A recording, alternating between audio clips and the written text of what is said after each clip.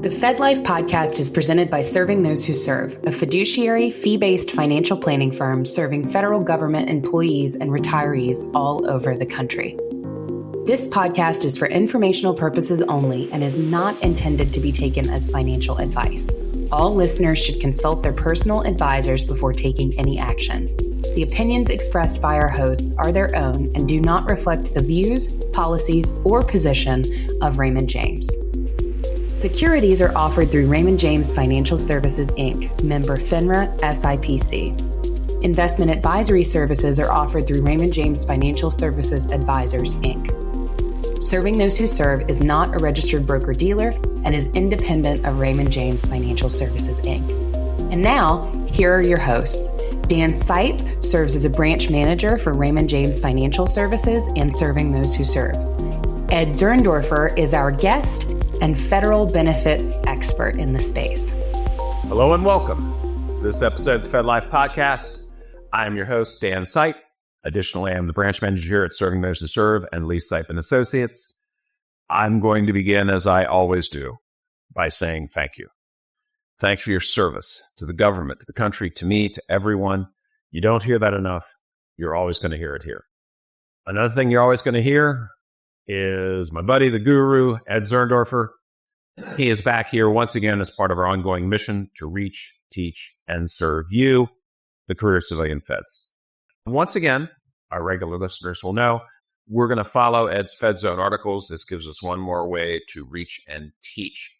So, I know I'm not supposed to break the space-time continuum in the podcast, but it's autumn, it's October, and our thoughts turn to the open season, not only for FEHB, but for Medicare.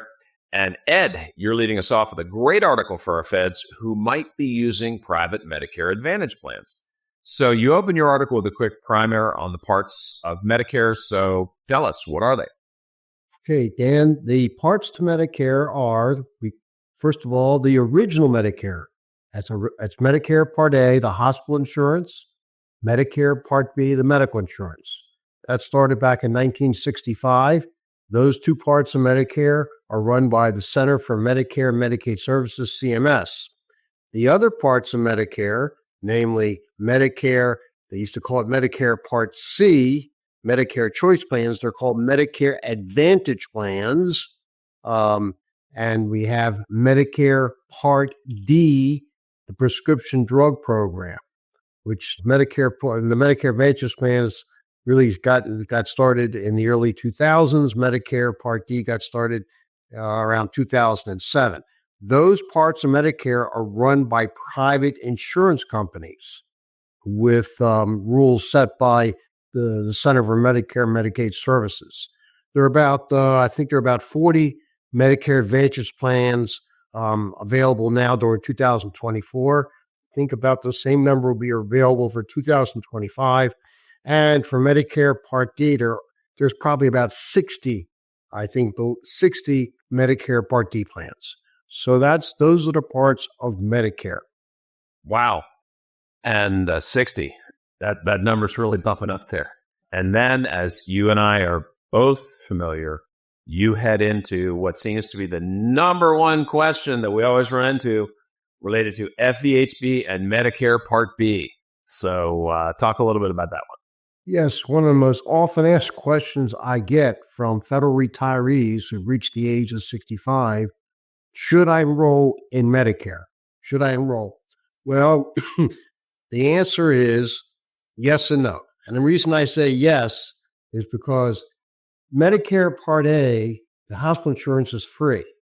No one has any problem signing up for Medicare Part A. Why is it free? Because during one's working lifetime, they have paid the Medicare payroll tax. It's called the hospital insurance tax for a minimum 10 years, any 10 years during their working lifetime. And in so doing, what is that tax equal to? It's equal to 1.45% of one's wages up to, there's no limit on the way up, there's no upper wage limit, and that's matched by your employer. So federal employees obviously have worked a minimum 10 years by the time they reach 65, and they're eligible to sign up for Medicare Part A when they turn 65, and they have no problem with that because it's free. It's free. They already prepaid the premiums. The problem, Dan, is Medicare Part B, the medical insurance, which is not free. You have to pay a monthly premium for that. And the way it works is, because Medicare is a means-tested program, the higher your income, namely your adjusted gross income, the more you have to pay for Medicare Part B. And many feds have a problem with that. They say to me, well, I already got the federal employee health insurance. Why do I need Medicare Part B? And what we point out is the fact that you're not overinsured here because the federal employee health insurance program works with Medicare Part B to coordinate benefits. Medicare would be the primary payer, paying on average 60 to 80%. In case of Medicare Part A, hospital bills; Medicare Part B, doctor bills, lab tests, medical equipment. And the other 20 to 40% will be paid by the FEHB plan. That's called a Medicare supplement plan, Dan. I point out to federal retirees, we're very fortunate. I'm a federal retiree, and I'm enrolled in the federal employee health insurance plan together with my wife. And we're very fortunate in the following sense. We don't have to shop around. We do not have to shop around to buy a Medicare supplement plan or a Medigap plan. They can be very expensive. Medicare never pays for everything. They never pay for, 100% of what the doctor and the hospital is charging. You need a Medicare supplement plan, and that's where the FEHB plan is useful. Now, I said yes and no, and I said yes to Medicare Part A. There are some circumstances in which signing up for Medicare Part B may not be worth it in the following sense, Dan. As I mentioned a few moments ago, that the higher your income, your adjusted gross income, the more you have to pay for Medicare Part B. I said Medicare is a means-tested program. So Medicare has what's called Medicare Part B has what's called income tiers. And the higher your income, your adjusted gross income, the more you're going to be paying for Part B.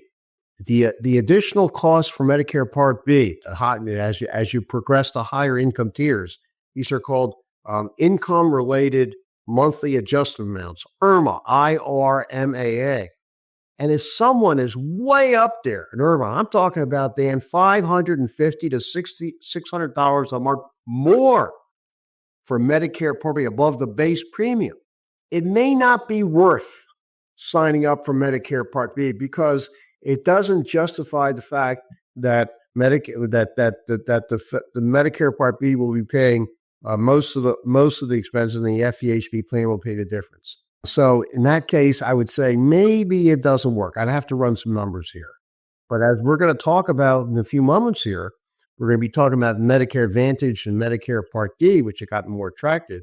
In order to sign up for any Medicare Advantage plan, sign up for a Medicare Part D plan, you have to be enrolled in Medicare Part A and Medicare Part B. Gotcha. Now, one of the things you share in the article is that Medicare Advantage plans have become more popular over the last 5 years. Tell us a little bit about that. Yes, let me just describe a little more about what these Medicare Advantage plans. Medicare Advantage plans, as I said, they started in the early 2000s. The Medicare Part C, Medicare Choice Plans, started in 1997. They were nothing more than Medicare HMOs. Dan, when you think of an HMO, what do you think about? I think of Kaiser. Kaiser? Sure. You get your health care. Mm-hmm. You have a primary doctor. You stay all in one group for your medical care. Yep. Well, the Bush administration when they came in 2000s, wanted to make it a little more attractive. So they expanded the benefits for Medicare HMOs to include dental and vision, prescription drug coverage, all under one setting. Again, this is an HMO setting. And to the extent that retirees started, they really were attracted to this because they have everything under one roof. The problem is that it's an HMO setting. or it could be some of them are PPOs. You have to go to their doctors. If you have a favorite doctor, you have a favorite dentist, a favorite ophthalmologist, a favorite pharmacy, optometrist, and they are not in that network, you can't go to them. Or if you do, you're going to be paying a lot out of pocket. So in that sense, it just doesn't make sense. I also want to say that because these Medicare Advantage plans in recent years, let's say since 2020, gotten very attractive, they're offering other benefits, gym memberships, transportation costs to doctor visits, dental visits. These plans have gotten a little more popular, but in the last year or two, they've gotten expensive. The costs have gone up. They may not be as attractive now as they were a couple of years ago because of the costs. The insurance companies want to make money, as you know, Dan. So they're adding costs. One has to be very careful about enrolling in a Medicare Advantage plans. Federal retirees do have a choice, though. They can go into the private Medicare Advantage market.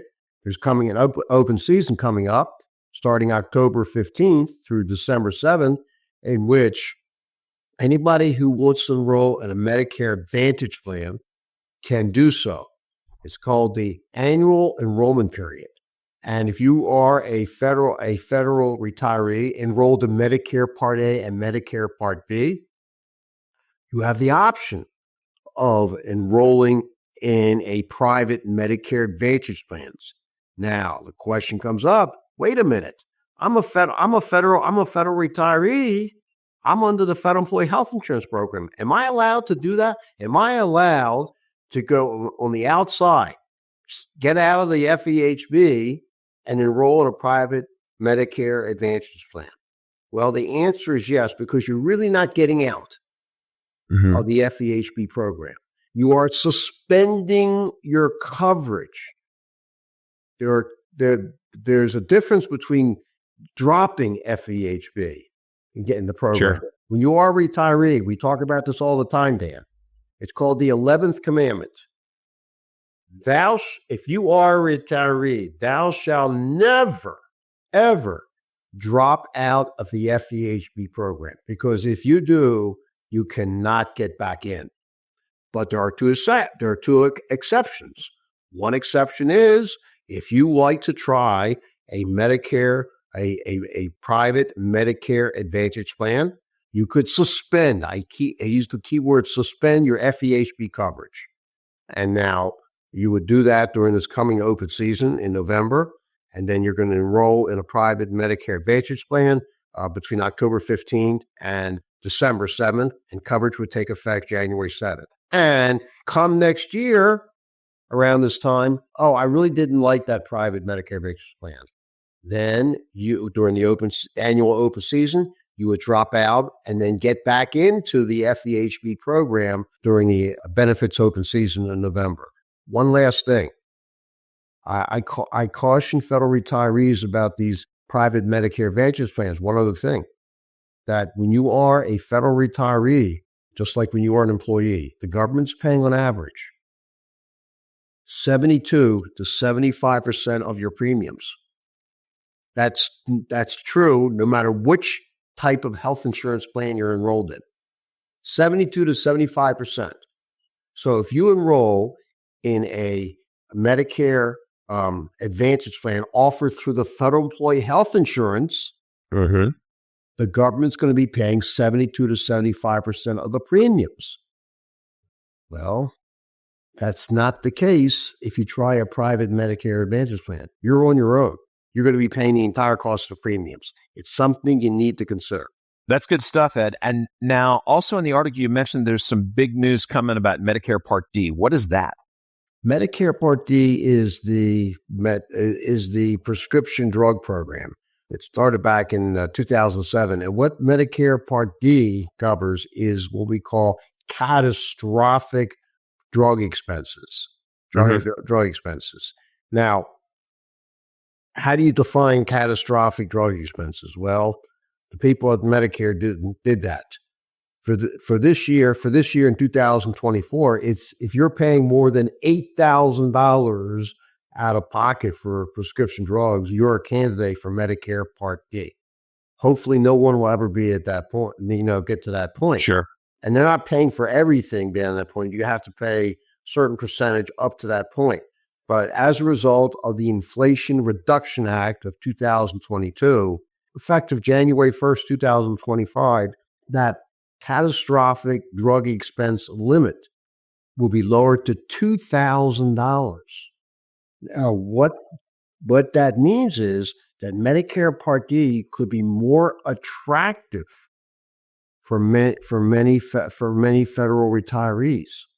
To be enrolled in Medicare Part D, you have to be enrolled in Medicare Part A and Medicare Part B. Back to what I said earlier, that may be a reason someone, if they have high income and paying a lot for Medicare Part B, definitely has to sign up for Medicare Part B. They're going to be paying an IRMA for the Medicare Part B, and they will be paying an IRMA for Part D. But think about if they have, a couple $1,000s of prescription drug expenses, it could be well worth their time to enroll in Medicare Part D. But here's what you have to consider with Medicare Part D. I think I mentioned there are about 60 plans out there. And each plan has its own formulary. What's a formulary? It's the prescription drugs it will pay for. Not every plan pays for every particular prescription drug. When you choose a plan, make sure that if you're on an expensive prescription drug, that particular drug is in that plan. And on the Medicare website, www.medicare.gov, there is a algorithm that will help you find that. It's called the Finder. It's called Finder, Finder algorithm on the website there to help you find that prescription drug in order to choose a plan. It's interesting that we'll point out that until a federal retiree did not have to sign up for Medicare Part D in order to, but in case they did later on, let's say when they initially turned 65, they didn't have a need to sign up for Medicare Part D. They had very minimal prescription drug expenses. But if, let's say 5-10 years later, they had to go on an experimental drug like cancer, God forbid, get cancer. You're talking, Dan, about $15,000, $20,000 on an experimental drug. Sure. And they found a Medicare Part D plan that would cover most of the cost of that drug. Here, when they're 75, 80 years old, this is 10 years after the fact that they signed up for Medicare. Would they have to pay a late enrollment penalty? And the answer is no. Awesome. Because the Federal Employee Health Insurance Program, and if you are a military retiree, TRICARE for Life, is considered to be what is called, in the jargon of the Medicare world, creditable coverage that will allow you to sign up for Medicare Part D if you have to without paying a late enrollment penalty. Boy, that's great. So, but now with the $2,000 limit, this is great because if you are, let's say, a federal retiree, and let's say you expect to have out-of-pocket prescription drug expenses, maybe $3,000-$4,000, you could use your FEHB coverage to cover up to $2,000, meet that limit, and then Medicare Part D would start kicking in at that point, take over. It's like the secondary insurance. It can coordinate very well. This can be very attractive now, but you have to make sure you choose the right Medicare Part D plan. And this would be done. This is done now during the annual enrollment period coming up on October 15th through December 7th. They're going to have a list of all the plans, and you got to look at these plans. I will tell you that OPM is encouraging these federal retirees to look at their plans, because the OPM, when they negotiated with these FEHB companies for 2025, said incorporate the Medicare Part D now into your prescription drug program in the form of prescription drug plans. Sure. It's a little complicated, but retirees can save a lot of money by being enrolled in the right type of prescription drug plan. Yeah, folks, we say it over and over again. You really can't have too much information. And so whether it's the Medicare website, Ed mentioned Finder, our friends over at Consumer Checkbook, Guide to Federal Health Plans, be sure to take the time to educate yourself as you're working your way through these decisions. And folks, I've said it before. I'll say it again. I don't think I can say it any clearer than this. There is only one Ed Zerndorfer. There's nobody I know that can go as wide and as deep on so many of these topics. So, Ed, this is another exceptional article, sir. And on behalf of all of our feds, I want to thank you for being such a great resource. My pleasure. It's always a pleasure spreading the information. Folks, that's a wrap. So we are serving those who serve. Be sure to hit that subscribe button on either YouTube or Spotify. Please remember to share it with your friends and even a few strangers. Don't forget our live webinars every single week. Just head over to swserve.com. You'll see the webinar button. Hover over it. It'll change colors. You'll love it. And go ahead and click it. You'll see the whole menu. The guru will come to you.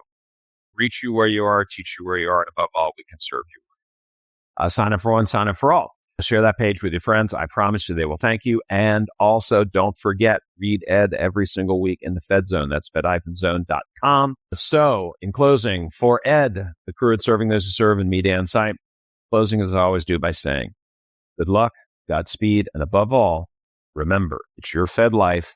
Make it a great one because you deserve it. Stay well, everybody. We are out.